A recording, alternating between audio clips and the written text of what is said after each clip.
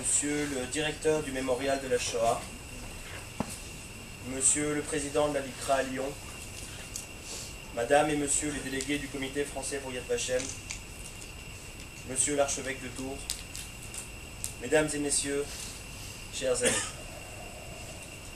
quiconque sauve une âme, sauve l'univers tout entier.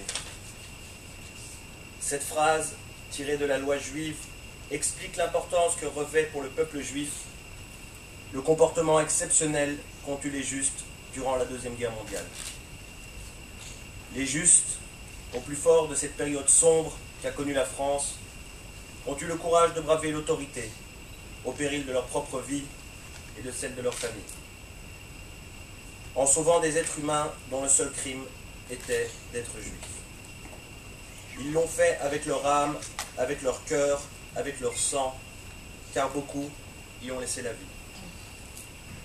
Les justes considèrent pourtant ce qu'ils ont fait comme étant naturel, et pensent même souvent qu'ils auraient pu en faire davantage.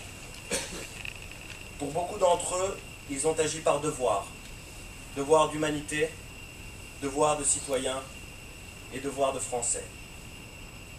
C'est pourquoi par leur acte héroïque, ils n'ont pas seulement sauvé des innocents d'une mort certaine, mais ils ont aussi sauvé la dignité humaine et l'honneur de leur pays, la France. Mesdames, Messieurs, la Shoah évoque un passé encore récent pour la communauté juive et pour la France. À l'échelle de la vie d'un homme, c'est encore à portée de souvenir. Et au regard de l'existence d'un pays, c'était hier.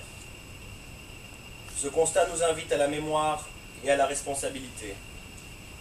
Parce que ce ne sont pas seulement les Juifs, mais l'humanité que l'on tue à Auschwitz, à Dachau, à Treblinka, dans tous ces camps de la mort et de la haine.